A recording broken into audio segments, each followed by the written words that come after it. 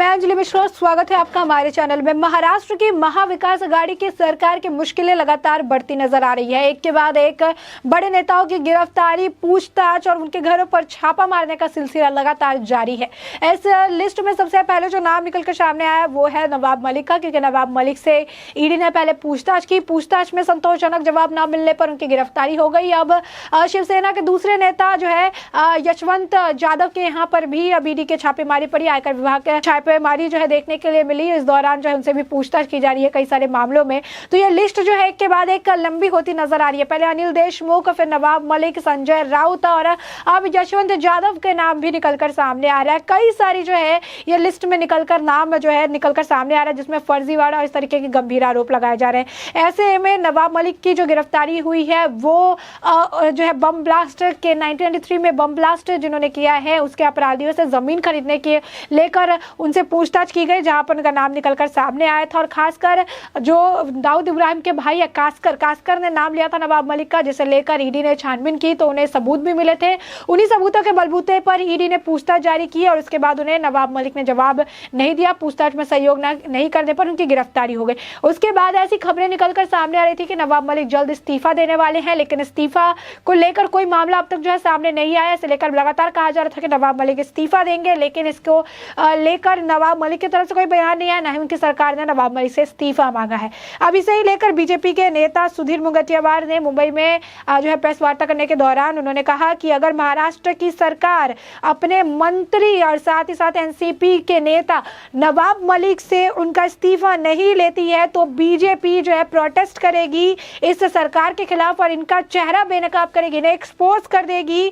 ऐसे लोगों का बचाव करने के लिए जिनके रिश्ते टेरर कन्फ्लिक्ट के साथ। कन्फ्लिक्ट इसलिए कहा जा रहा है क्योंकि जिससे जमीन खरीदी गई थी वो 1993 ब्लास्ट के अपराधी बताए जा रहे थे, जिनसे आपको बता दें कि 20 से 30 लाख रुपए में जमीन खरीदी गई थी। नवाब मलिक ने खरीदी थी, उनकी जो एक कंपनी थी सॉलिडस कंपनी उसके द्वारा खरीदी गई थी, जबकि उस जमीन का मार्केट प्राइस 3 करोड़ 50 लाख रुपए था। जिसके बाद इसे लेकर सुधीर मुंगतियावार जो है लगातार इस्तीफे की मांग कर रहे हैं। सिर्फ वही नहीं, बीजेपी के महाराष्ट्र में प्रदेश अध्यक्ष चंद्रकांत पाटिल ने भी इसे लेकर मांग की थी। चंद्रकांत पाटिल ने भी ये बात कही थी कि नवाब मलिक को इस्तीफा देना पड़ेगा। नवाब मलिक ने उनको जैसे ही नवाब मलिक अरेस्ट किए गए थे उसके बाद ही चंद्रकांत पाटिल का बयान आया था। उन्होंने कहा था कि नवाब मलिक की गिरफ्तारी हो चुकी है और उन्हें अब रेजिग्नेशन देना चाहिए, उन्हें अब इस्तीफा दे देना चाहिए और हम उनकी रेजिग्नेशन इस्तीफे की मांग करते हैं। उन्होंने कहा कि अगर अपना इस्तीफा देते हैं तो हम लोग प्रोटेस्ट करेंगे। साथ ही उन्होंने सरकार पर भी सवाल खड़े किए और कहा कि आखिरकार ये महाविकास आघाड़ी की सरकार चल कैसे रही है।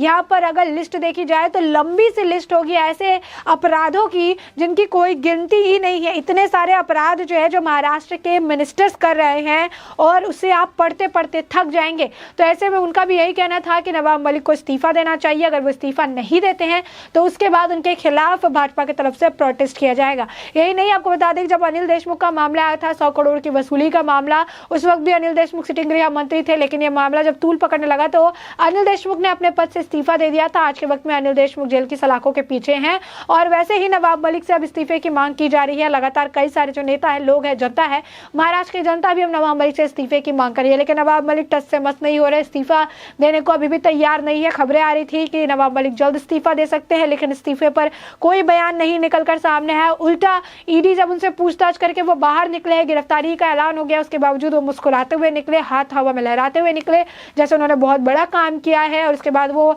एक स्माइल के साथ निकल गया और जब उनसे गिरफ्तारी के बाद पूछा गया तो उन्होंने कहा कि लड़ेंगे भी और जीतेंगे भी, जैसे उन्होंने बहुत बढ़िया काम किया। इस तरीके की जो बात है वो निकलकर सामने आई है। ये भी बता दें कि नवाब मलिक के ऊपर जो गंभीर आरोप लगाए गए थे, नवाब मलिक के ऊपर यह आरोप महाराष्ट्र के पूर्व मुख्यमंत्री देवेंद्र फडणवीस की तरफ से लगाए गए थे। देवेंद्र फडणवीस ने कहा था कि सॉलिडस कंपनी जो कि नवाब मलिक उनके रिश्तेदारों की है, उस कंपनी ने बहुत ही चीप दामों में 1993 ब्लास्ट के आरोपियों से, खासकर हसीना पारकर के बॉडीगार्ड और एक और व्यक्ति का उन्होंने नाम लिया था, उससे ये जमीन खरीदी थी, काफी कम दामों में खरीदी थी।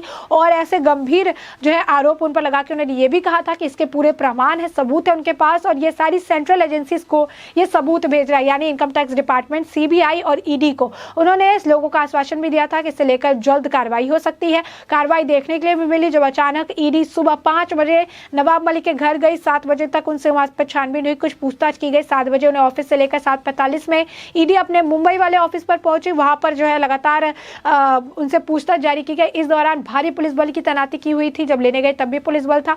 ऑफिस के बाहर भी भारी पुलिस बल की तैनाती की गई थी। वहां पर ट्रैफिक भी डाइवर्जन किया गया था।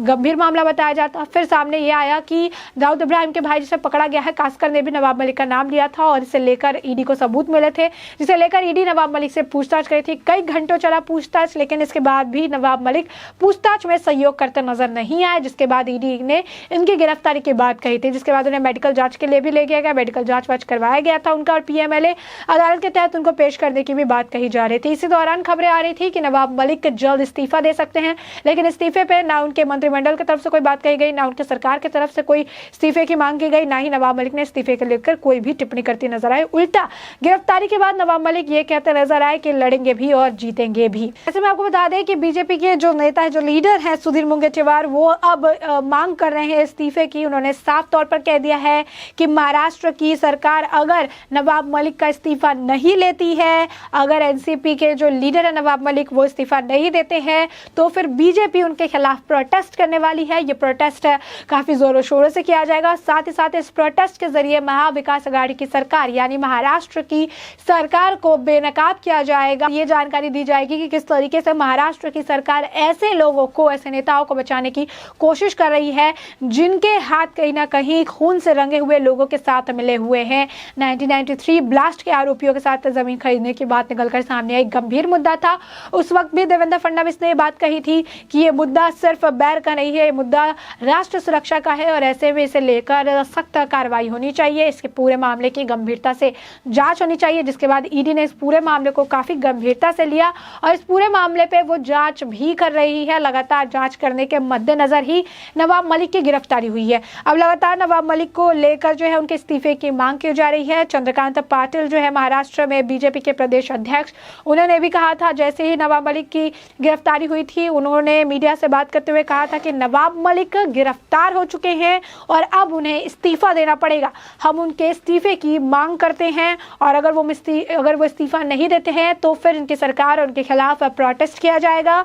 और वो उन्होंने उस वक्त कहा था कि ये सरकार आखिरकार किस तरीके से चला रही है, जब इनके कई सारे मिनिस्टर्स के ऊपर कई सारे गंभीर आरोप लगे हुए हैं। एलिगेशंस की लिस्ट इतनी लंबी है कि पढ़ते पढ़ते थक जाएंगे।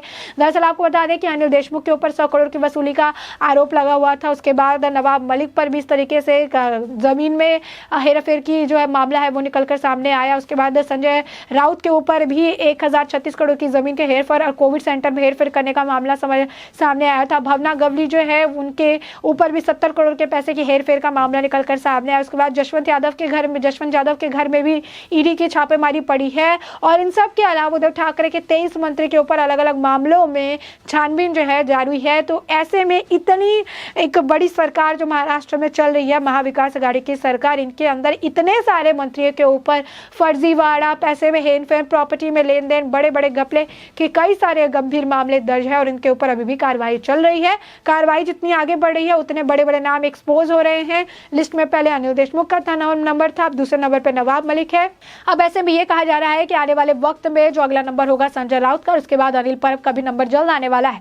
तो साफ तौर पर देख सकते हैं बीजेपी के कई सारे नेता जो है लगातार इन्हें बेनकाब कर रहे हैं और लगातार जो है इनके ऊपर कार्रवाई जारी है। अब इसे देखते हुए अब इनके इस्तीफे की मांग की जा रही है। नवाब मलिक का इस्तीफा देंगे खबरें थी, लेकिन इसे लेकर कोई बयानबाजी नहीं हुई। इसे लेकर कोई भी जो मामला है वो निकलकर सामने नहीं आया, जो साफ तौर पर बताता है कि नवाब मलिक का अभी भी इस्तीफे को लेकर सरकार की तरफ से जो है मांग नहीं की जा रही है। और इसी को लेकर उनका कहना है कि इस्तीफा जो है चाहिए, अगर इस्तीफा नहीं मिलेगा तो प्रोटेस्ट किया जाएगा और प्रोटेस्ट करके महाविकास अघाड़ी की सरकार पर सवाल खड़े किए जाएंगे और इन्हें एक्सपोज किया जाएगा कि आखिर वो इस तरीके से ब्लास्ट में शामिल लोगों को जो जिनके साथ रिश्ते हैं, ऐसे लोगों का बचाव किस कदर कर सकते हैं। तो ऐसे में आपने पूरा मामला जाना कि ये पूरा मामला क्या है और इस पूरे मामले पर आपकी जो राय हो हमें कमेंट सेक्शन में कमेंट करके जरूर बताएं।